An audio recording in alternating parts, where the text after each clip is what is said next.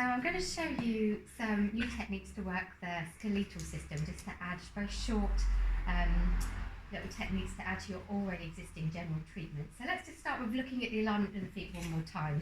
What visually the feet can tell us about the person's alignment of their skeleton, their pelvis, even a thoracic twist can all show up to what the feet look like in front of you. So actually Rebecca's feet are pretty nicely symmetrical, aren't they? They're upright, there's not really too much of a point towards the midline, which would be, I've just got to work that out, that's an inversion, or if I was pointing my feet towards it, midline like that, it sticks my posterior pelvic tilt out, so that's a posterior pelvic tilt. If the feet go away from the midline, it pushes the pelvis forwards, doesn't it? So you're looking for those different abnormalities, if you like, misalignments.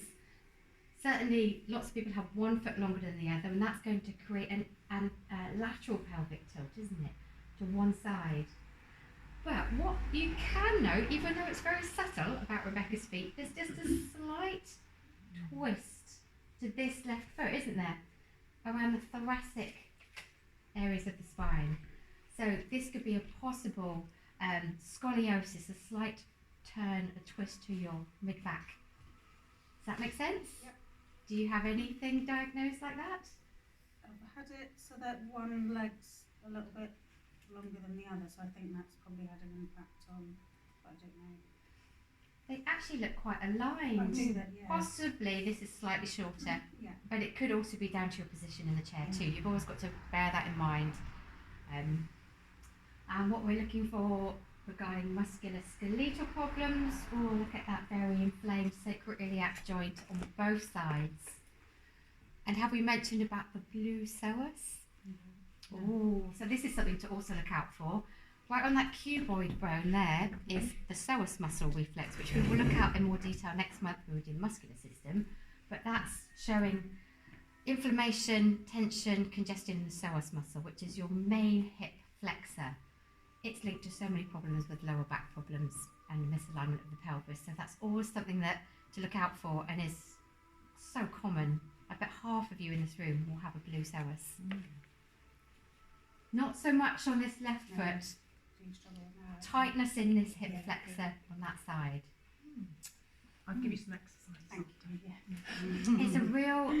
It's a real common problem. So one of the things to really emphasise and remember when you're dealing with musculoskeletal problems, some of it's caused by tension in these core muscles. Other than that, I'm looking at some hard, dry skin, definitely on this left shoulder. I'm not sure if you'll see that on the video, and then that would make me want to check the neck.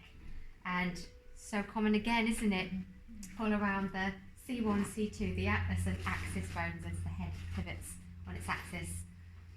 So that all gives me focus of a lot to work on already, just for musculoskeletal problems. So, one of the things we mentioned when we were looking at the skeleton is to work on the jaw, because lots of people hold tension in their jaw. So, if you can see, if you want to come a bit closer, the jaw is halfway just above the neck, so index finger is always good to work on the front there, and it's really tight, just to illustrate how common it is.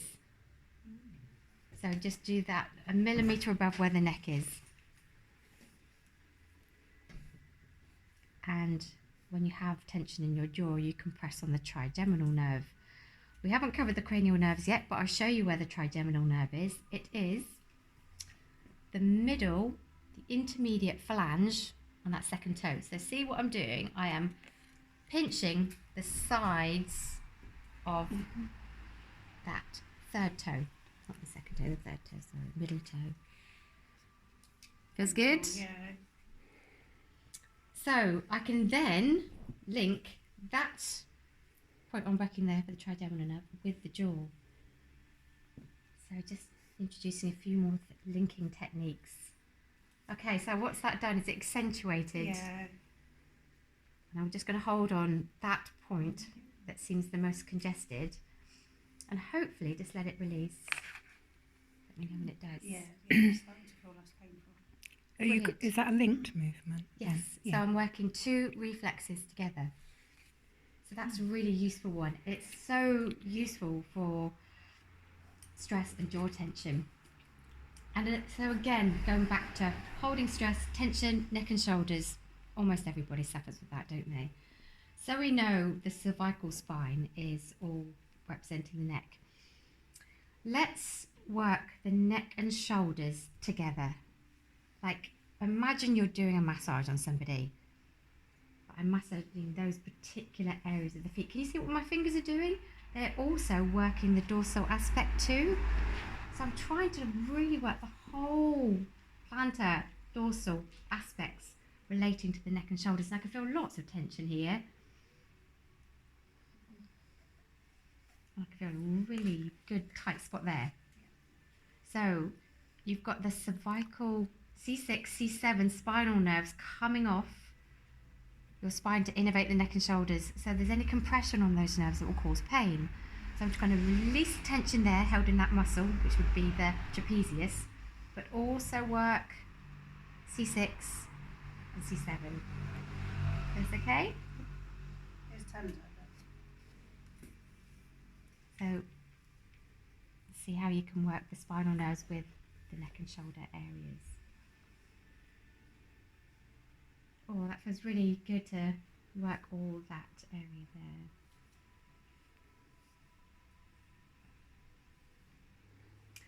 Always work the front of the neck too, because when the neck is doing that a lot, as in text neck, you are always like compressing on the front of the neck, basically the sternocleidoid masseter muscle. So just underneath the jaw is where you would also find lots of tension there too.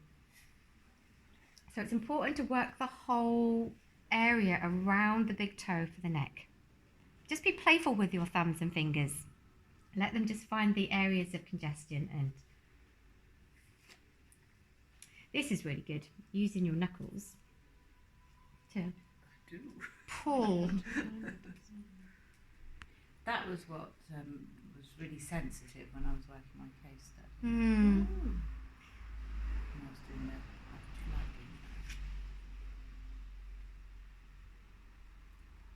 And this is also really good. Do you remember this technique? It's like the spinal joint technique. It hasn't really got a name, but you're working, excuse me, the middle finger joint on both sides on the spine and the joints. And I'm using like circular motions. I've shown you this one, haven't I? the relaxation technique on video. But actually, it can be more than a relaxation technique, because you can actually go on really deep.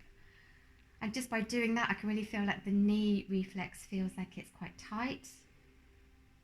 I can really feel the thoracic spine is really holding lots of tension too. So I can be, this is a very firm, stimulating technique too, if you want it to be.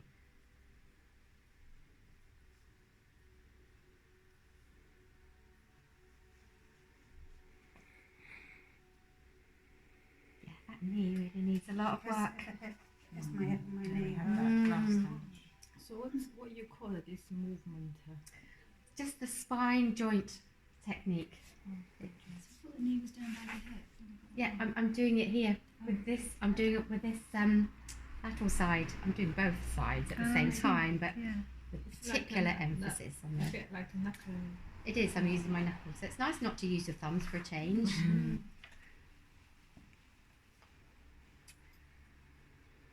And we've talked about the problems in the pelvis. There's so many misalignments that can happen. So let's do a 3-point linking technique with one the hip, with that side. I can also, you might not see with the video, but I'm going to work with my index finger the sacral spine. Okay, so I'm linking the hip with the sacral spine and then the sacroiliac joint. They all connect together, and you can manipulate the foot around those 3 points you're holding to help just release those tight muscles and work. Are you pivoting on them, sort of thing? Then are you? Is I'm that just what you? rotating, I'm moving, I'm releasing the tension. You can do it clockwise, anti-clockwise. You could just hold. So my index finger is on the sacral spine. I don't know if you want to just move the camera so you can see sacral spine, hip with one hand, and then I can also work the sacroiliac joint with the other. And that's on your linking techniques handout. And it's quite easy to be able to hold those three together. So you'd hold as well after massaging? It's really as you like. You can manipulate, but if it's too painful, then just hold. And hopefully it's got less painful. So that's what you would hope with linking things together. When they're really effective, they spike in pain, but then dissipate really quickly. So that suggests that there's been a real shift quite quickly, which means it's really effective. It's the same principle for it, like when you're doing trigger pointing with ischemic pressure, isn't it? Yeah. Just blood. It's like you've been tangoed in that area. Yeah, absolutely. That's the physiological principle. Yeah. And one last thing, let's work the psoas, just because we've talked about it. You can hold that cuboid bone, that blue psoas, but what I'm also going to do is work, remember you've got all the muscles of the spine, haven't you? A millimetre below the spine. You want to just bring the camera over here. I'm going to work all the length of T12 down to L2. So this is where you have a connection of the psoas. Quite a long muscle. L2. So I can work that section there with a sort of long, smooth movement of my thumb, and I could just maybe hold that psoas on that side. How's that? It's getting tender, but not. So why are you linking those, Sarah? Because there's two different reflexes for the psoas muscle. One is actually where you have the actual muscle pathway as it attaches to T12 and L2, but this is actually the spinal nerve origin of the psoas, as taught by this Danish school of reflexology, so just working both together. And not forgetting when we're doing the sacroiliac joint, lots of movement. It can be very painful actually when you start rotating. Slow, drawn out movements. And any area that seems like it's got inflammation and pain, you can link it with the adrenal glands because of the anti-inflammatory hormone cortisol. So that's very inflamed there, isn't it? So let's link that with adrenals. How's that? It's quite painful. Sacroiliac joint. So I'm just going to let that respond. Let me know when it's becoming less painful. Starting to go. So that's great. That's quite quick, isn't it? And then that's enough. You don't have to overwork anything. Okay. So those are the problem areas of the musculoskeletal system: the jaw, neck and shoulders, pelvis. And any area that's inflamed, link with the adrenal glands. Does that make sense? That generally is the case. When we talked about the thoracic spine is where most conversation takes place. It doesn't tend to cause people so much pain as, say, the sacral, lumbar, cervical. And obviously, any of the joints you can work with the adrenals. How did you go straight to the adrenals and the type? Was that the metatarsal? Yeah, remember? Normally we've got kidney and then, Do you remember finding the base of that first metatarsal bone to find the kidney, and then you just a millimetre above for the adrenals?